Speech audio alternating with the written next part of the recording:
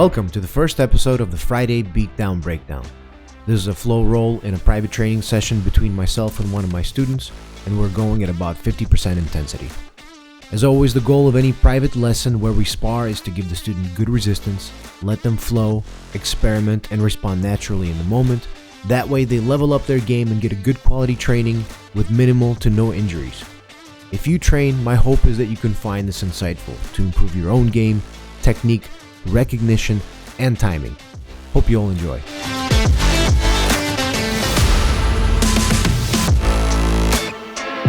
Okay, here we go. So this first roll starts out with no warm-up, so I just stepped out to pull guard. And usually when you pull guard, you now have to be kind of robust with your attacks. So what I start to do is I start to off balance and try to catch Jim off balance here, but he's doing a fantastic job of, not falling for that kind of stuff. Most people that have, not a lot of experience in that area just kind of don't know what to do. They freeze and you can easily sweep them with their legs, but looks like Jim has a really good balance and is doing a good job of, controlling my legs and not letting me do anything. So from here, what he did is he pummeled in with his left leg, and this is a pretty interesting move right here because right away he gets to come up basically on a front headlock. And so from the front headlock, he's, he really has a lot of options here. He has the guillotine, he has the darce, he has the anaconda choke, he can spin to the back. There's all sorts of nifty little things that you can do from here, but I think he's also being nice to me because we did just start the roll, so he's allowing me to kind of pry his hands away and try to recover guard. So as I fall back, I try to get my legs in place, but he does a good job of keeping a knee in the middle, and right away brings us to the other side. When he was trying to do that, he was trying to flatten me out, but what I did is I went to deep half guard right away, and once he basically fell down to his bum, it allowed me to come out the back door because none of his weight was on me anymore, and it was easy to basically scramble up to the feet. So from here, he wrestled up for a single, and one more time I felt like it's not the time to respond back. But there's quite a few options that you can do as a counter to the single leg. So the next part right here, he was threatening me with a knee separator. Right away, I obviously recognized that straightened out my leg. So when he fell back, I just came up. As I was coming up and he was coming up at the same time, I was able to snatch like a front headlock. He fell back, I let him go and tried to go for the single leg X, but it looks like I actually bumped him on the chin right there with my knee. That's why I said what I said in the beginning about the minimal injuries. This was a good connection right here that he had done, loading up to the single leg X from the shin to shin position. Really wonderful. And what he had done is right away he arranges his legs to start to elevate me to get me off balance, but I think because he spun out in the wrong direction, he wasn't able to keep control, and that's why nothing kind of came out of this particular situation. So we have to start over again. So we start over, and here I do like a collar tie, ankle knee pick move. It's a nice, surprising takedown that you can land on people. But one more time, Jim isn't lost, and once he got taken down right away, recovers guard immediately, goes shin to shin, and brings me into that single leg X. So for a brief moment, we have a chat, and right away he goes again on the attack. So on this one, I think he wanted to attack me with the Aoki, and I think he would have had it too if he focused more on connecting his legs to my leg. But because I was able to spin, control was lost. But nonetheless, it was tight, and that's why it forced me to spin. So once he had attacked, it put me on the defensive, and he came up on top. So beautiful. Used the attack on the leg lock as a way to sweep. So right here we had started all over again, and he did like an X pass move right there, and then I'm recovering guard, and he dives in on a leg one more time. I think now that the perspiration started to set in just a little bit, my foot was able to maybe slip out, but also I think he could have done a better job of tightening up the hold with his elbows. All right, just a squeeze. The next part is I tried to do that same kind of setup for that collar tie ankle knee pick thing, and he basically responds back in kind with a single leg pickup of his own and a leg trip on the other leg. So right here, I think he was trying to load up another leg attack, but felt that I was pushing him back with like a shin-to-shin action, so he decides to switch it up to a pass, which is very, very smart movement. The next part is, in my recommendation, I think the next best thing to do would be the top spin from here, because you get all the benefit and none of the losses. Basically, you get to stay ahead of the partner, and you have a high probability of taking the back or still staying in a really, really good tight side control. Whereas when you try to just go through the belly like this to the other side, you get caught up a little bit, and the position can be lost, such as it is right here in this particular situation. And we're basically going to be forced to restart one more time. So we restart right here.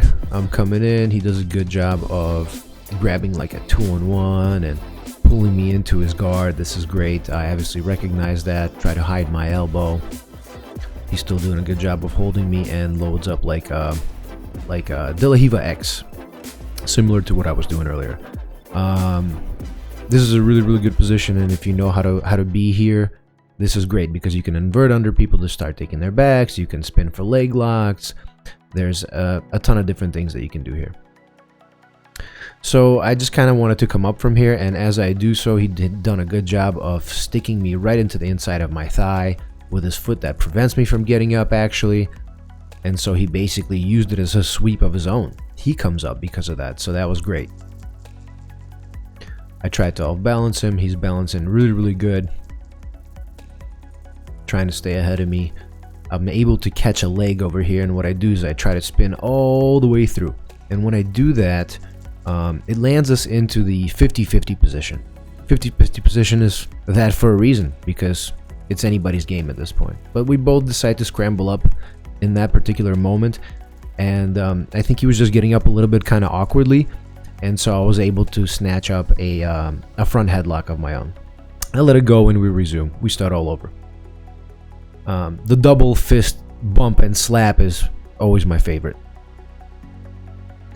So the next part, I'm trying to be elusive here, kind of like if you've ever watched Renato Canuto, he has beautiful movement. So sometimes when you do that kind of stuff in front of your training partners, they get confused. They don't know how to respond. But not Jim here. He's trying to get me here. He's trying to get my ankles, and so it actually backfires on me because I got too close to him, and he started chasing me up. But we restart once again.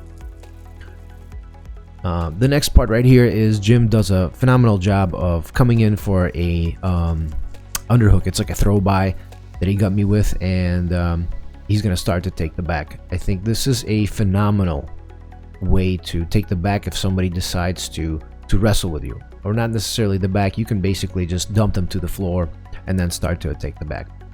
From this particular position, Jim went on to lock up like something I call the twister hook.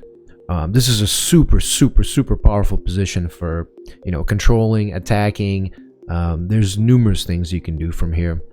One thing that he's kind of doing is, I think he's trying to reach over the top with his right arm, but I think it would be better if he did one of two things. It's either just focus on my left shoulder, or just maybe bring it back to the truck.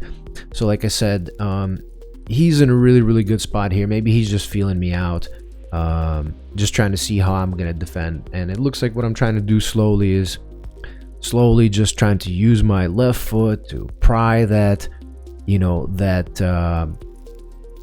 opening, so that I can free my leg, so I can start to move, so I can start to escape. Because right now it's actually putting quite a bit of pressure on my knee, and it's really, really hard to move. So it's a super, super effective position. It looks like Jim is just chilling, and that's something you can do.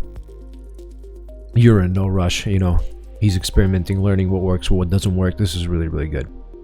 Next part, I think I tried to get up to try to attack and unlock the legs, but once again, I'm just not in a good position. And I think there was just like a brief moment that I felt that the tightening just kind of got released. It's probably going to come up in a second right now. And I'm going to start to basically push away at his knee, and it's going to allow my knee to slip out right here. And as it did so, there's actually only one correct way for me to go, and that was to my left.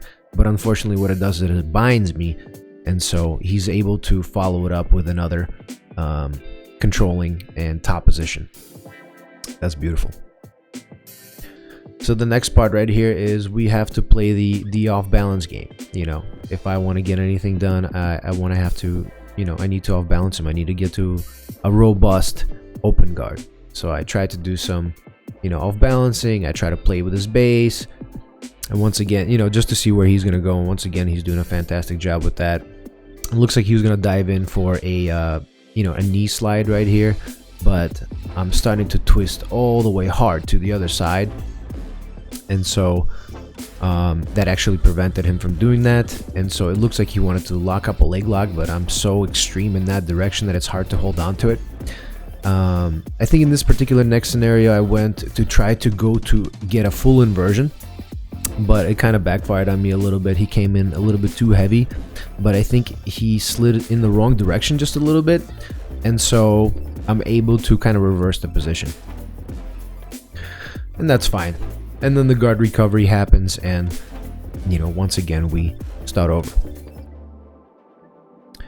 So recognition is great, everything is great. The roll, the pattern is smooth, the harassing is great. This is something that you want to continue. This is great what he did right there. He just harassed my legs so that the top person never feels comfortable on top. It's really hard for them to engage, and Jim does a fantastic job with that. So the next part is he slid in. I'm not sure, it could have been like a butterfly guard or something like that, and maybe I think I was gonna smash that, but he quickly did a fantastic job of opening and closing his guard around me. So now we have to play close guard. So he switches it up to like a leg triangle, like body lock, and this could be effective for people that have really lanky legs. It's super controlling, and, you know, he can do a couple of things here. He could probably take my back, and, you know, he's got me down. It's really hard to do stuff, so I need to start posturing on up, and as I do so, it kind of breaks the position apart a little bit, and we're able to kind of reset and continue from the close guard. I think he tried an arm drag right there. I was able to pull out, and let's see what is the next load up. This is something that I like to do right here. That was an interesting thing. I put both hands in the armpits or the biceps. This is a good control. The next part that I wanted to do was stand up to try to open his guard, but he had recognized that and started climbing into the high guard. The high guard is a super powerful position from where there's quite a lot of moves that you can do. You can do the arm lock, you can do the bent arm lock, you can do like a back take, you can do the sweep. And let's see what's going to happen from here. And there's a nice, beautiful sweep from the high guard. Excellent. The next part is me trying to recover guard. And as I do so, Jim tries to swim for his controls of the head and arm. And what he'd done is he had locked his legs around my bum to keep a better control, and that's super effective. But what I like to do is I like to stomp on people's feet, and, you know, provides quite a bit of discomfort to them, and so they open up. In this next particular position, in my opinion, it was in best Jim's interest to do the back step right here. If he would have done the back step, he would have still stayed on top and would have still stayed in control, but because he had opted out to kind of stay in that particular position, it allowed me to pop out and basically sweep. So as I sweep, it's a beautiful sweep that I like, because it lands me in the most advantageous position possible. That advantageous position is, you know, the side smash.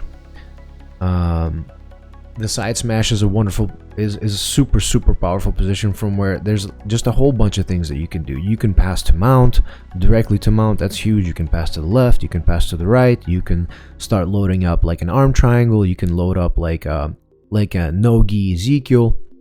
So it's a great position to be in.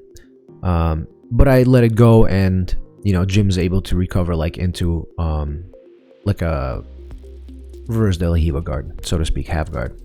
So I set out to the left to try to get like head control, but it didn't work for me, and Jim was able to get the shin-to-shin connection once again. And once he does that, I can pretty much bet you we were gonna go to single leg X. I didn't want to go there, and so this is the sequence that had just played out, where he had dumped me to my butt. He had caught my legs as I was trying to flee, and he had dumped me to my butt. So this is great because he's continuing to try to fight to get to the better position after he had dumped me to my butt.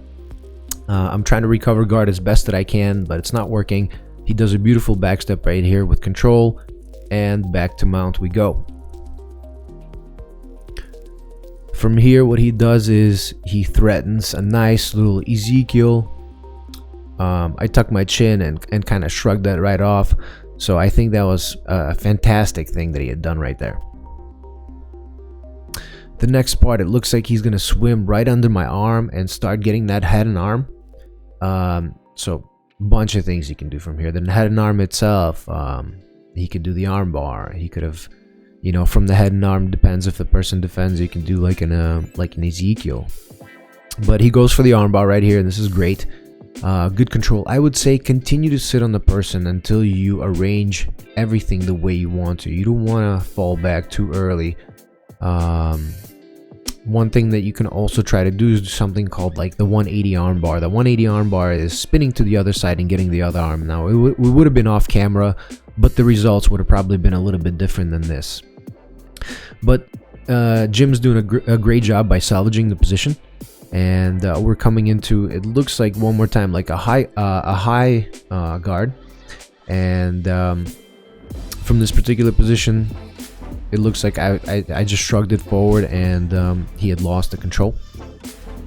And right away what I do is I sit out to the Sao Paulo position. The Sao Paulo position is also one of my favorites. It's super powerful, especially when your like posture is broken. You don't need to stand up, you don't need to work too hard. You just switch your hips and you start going for the half guard passing with tight pressure. So Jim does a phenomenal job and obviously recognizes that and puts in a half butterfly hook and kind of basically takes me off of my game. The next part is kind of sneaky. I kind of like doing that.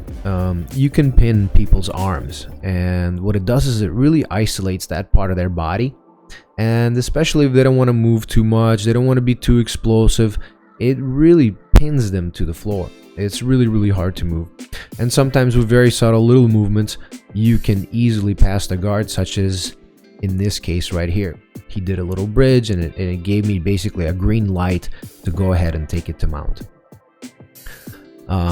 The next part is what I like to do is I like to, you know, basically pin my partner's arms under my belly to make sure that they can't take their arm out. So there's quite a few things that I can do from here myself. You know, I can go to S mount, I can go to like a stockade position, I can go to, this is the next thing that I did right here is basically stapling his arm. That's one of the other things that I like to do, and you know, catch them with the guillotine or just harass them like that. It's really a bad position to be in, and you know, he kind of needs to work hard to recover guard and be effective in there. So the next part is I think I had managed to trap his arm kind of weirdly, and I rolled for something that I thought would be a crucifix, and it didn't work because the arm wasn't deep enough. And so now we're kind of like scrambling for the best possible position. Who's either, you know, we're jockeying for it, who's going to be on top.